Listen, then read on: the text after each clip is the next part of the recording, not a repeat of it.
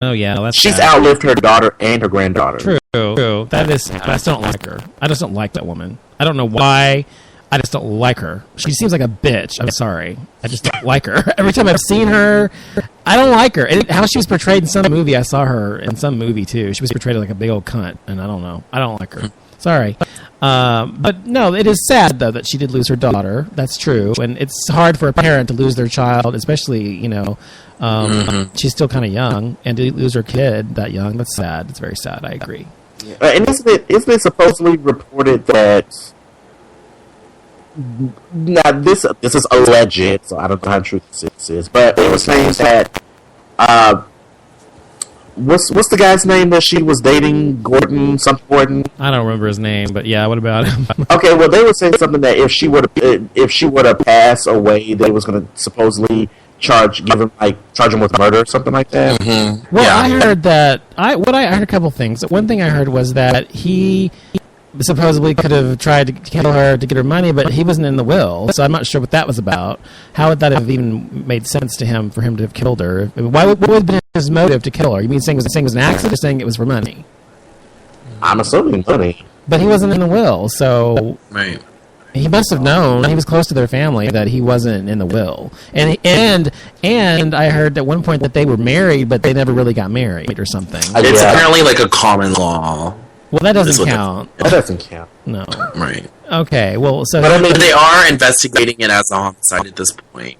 Really? Wow. I don't think it's weird that they kept her on life support for 6 months. I honestly thought she died like 3 months ago, and they just didn't tell us. But they said she's been there for months, hasn't she? Yeah, since January. She's been on life support since January. They just moved her to hospice a couple weeks ago. You know why they did that? At what point do you just say, just freaking pull the plug? Because even if she were to come out of her coma, she'd be a vegetable the rest of her life. And to me, that's, as a family member, a bit selfish. You know what I mean? It's better to just let her go on and rest in peace and be with her mom and her family than to just keep her here in a coma for 6 months. The whole reason they did that was because they wanted to see what was going to happen with the estate. I'm sure that was part of it.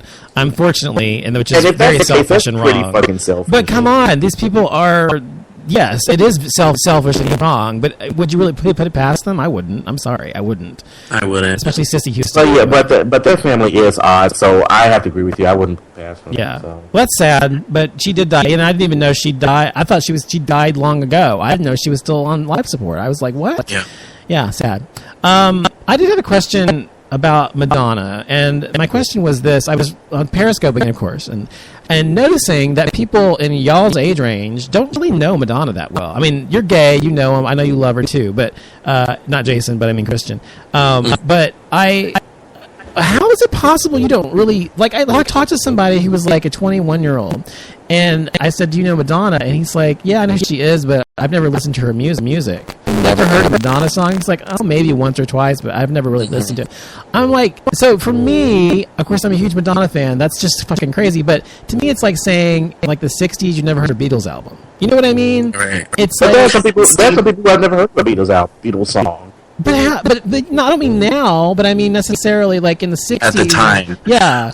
I mean... But let me explain. Yeah, go ahead.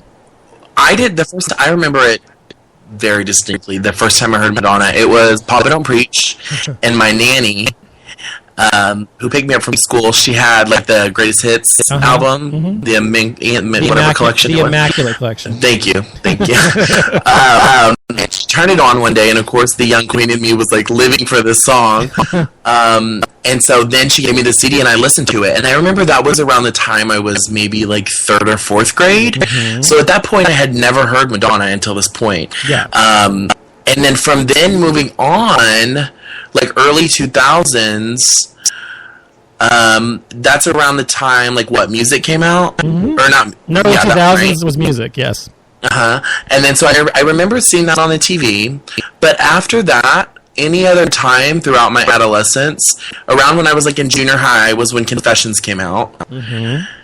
And then that was a great album, but it wasn't really like super mainstream. It was like no. And then after that was like what, Hard Candy? Yes. Hard Candy came out when I was like in the 9th grade. I remember that one. Which sucked. Miles Away is like my favorite song on the album. I love that song, yes. Mm-hmm. Yes. And then after Hard Candy was Celebration. Mm-hmm. That came out when I was in high school. Mm-hmm. And then after Celebration was the last one, MDNA. So there was... That's not the last one. That's not the last one. No. But I'm saying, like, while I was in school. Oh, okay. Yes. Go ahead and I'm sorry. I gotta say, okay. Promote it. But from what I'm saying is, from the time that I was old enough to like be interested in music, she hasn't really had a relevant like radio hit. It's like 4 minutes. No, that's not true at all. You were so not right on that. I'm sorry. She's had so many hits since music. Music was a huge hit. The song. Well, that's why I remember that being on TV. Oh yeah. The song Music, exactly. The music, the album or whatever. Yes, and even after music. Yeah, the last wasn't any like big radio hit. Right. What I'm saying. It's all for the random mainstream. Right. You're right. Young adolescents to know. Right. You'd have to be looking for Madonna or be around somebody that likes Madonna to have known the rest of these albums that came out. Right. Until at this point in my age. What were we gonna say, Jason? No, I was just saying the last hit that I remember from Madonna is the last big one that I personally remember is Hung Up. Okay, that was like, that was from Hard Candy, I think. Hard Candy. No, Hung Up. Confessions on the Dance Floor. Confessions on the Dance Floor, yeah. Confessions on the Dance Floor, which is like 2000 and what? 2007? 6? Yeah, 6 or 7, something like that, yeah. Yeah, so I think, but my point is, basically, I'm not expecting everyone in the world to know what I know about Madonna and like be a huge fan. I'm just saying, I don't know, if you love music, you like music in general, to not know her repertoire at all is just nuts to me. Even the famous stuff before music, like you were talking about, to not even know Holiday or Material or Ray of Light or whatever, all this shit. I mean, really? So my question is that generation? I mean, I don't know what I'm trying to say. Well, I mean, remember that particular generation isn't necessarily like living for Madonna. No, I know. I understand that. But I'm saying, I don't know. Even when I was a kid, when I was a kid, I guess I was weird, and I probably was, but I knew the Supremes. Okay, I knew the Beatles. I knew the people who came before my generation. I knew all these people. I knew Diana Ross. I knew the Motown. I knew everything. And so maybe you knew good music when you heard it. I was just a kid. My dad and my mom both listened to tons of music, so I was exposed to all kinds of music, country music too. And so I think that, I guess maybe I just expect too much from them. I don't know. But so it pisses me off. And so I told him, okay, go listen to this song right now. Listen to this album. Listen to the Immaculate Collection right now. And he's like, okay, I will. And he did, and he loved it. So I feel proud. But you have to remember for them, they're classic pop songs. The 21-year-old pop songs. Yeah, you have to remember for the average 21-year-old, to them, like, she's old. It's Lady Gaga. She's old. Lady Gaga is who they're listening to. Right. It's not necessarily Madonna. But do they know where Lady Gaga came from? Where her influences come from? One of those influences is Madonna. I'm sorry, but it is. One of the influences that there are many people who influence Madonna. And same for like Janet Jackson. Janet Jackson, even, there's some people who are like, oh, she's old. And I'm like, it's Janet Jackson. I'm like, what is wrong with these people? I just don't get it. I'm sorry. But you also have to remember that Janet Jackson has a mainly older demographic. Well, so says Madonna, apparently. I mean, it's not... Exactly, that's what we're talking about. Why? Why is that? Yeah. Their music is timeless. It's good pop music. Why is it that? Right, and I think that's what Madonna was talking about recently when she said that there's a lot of ageism in the music industry. Like, for example, when a major British radio station refused to play her new album, Rebel Heart, because they said she's too old. And all these people called, these young people too, by the way, in their 20s and whatever, calling in saying, we want Madonna, we want to hear the new album, we want to hear it.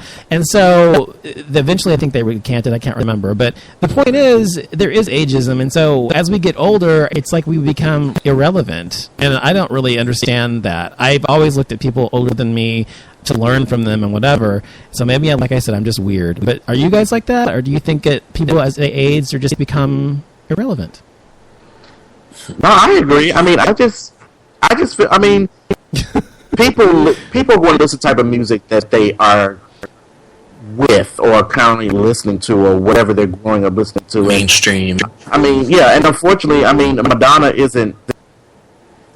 I like Madonna's music, but it's not getting like constant radio play. I mean, no, it's not anymore. That's what we're talking about. Exactly. So it's like, I don't know. I mean, if you don't play the music, that equals to people not really knowing about it, which equals to I think that's other stuff. So I mean, I don't know. I think it's a shame. I just want to say I think it's a shame. One more thing, real quick, is the.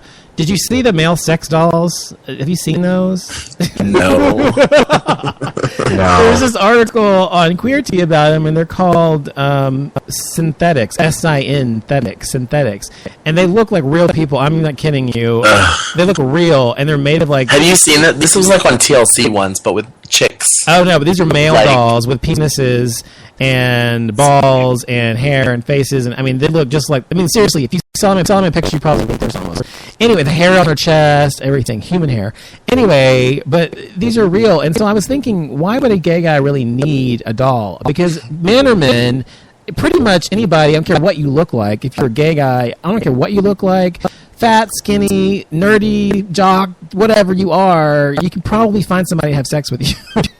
So I don't understand why gay people really need a fake doll. Do you? I don't know. Oh my god! I just pulled up one of these online, and they look. I told you. They look scary. They're kind of creepy. People have like fetishes with this stuff. There are TLC shows on this. You need to go look it up. People have fetishes for dolls. It's like a yes. Yeah, they're $25,000 and up. $25,000. But if that's your like thing, that's your fantasy. That's what makes it happen. I don't know. You're gonna pay $25,000. I find it to be really weird, but whatever floats your boat. I'm not judging. What I kind of am, but whatever. It looks really creepy. I'm looking at pictures, and it looks very, very creepy. It is very creepy. I agree. I would never spend $25,000 on some doll to have sex with me. I'm sorry, whatever. Anyway, and it's not about that. I know it's not about that, but God, I mean, really? It's about companionship.